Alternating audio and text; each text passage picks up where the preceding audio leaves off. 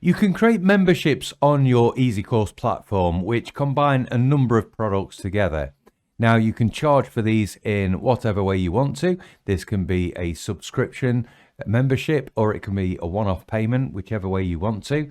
And you can add whatever items, products you've created from your EzyCourse platform into a membership. You might add some courses, let's say a couple of communities, some group chats, or whatever you want to. Any of your libraries can go into a membership as well.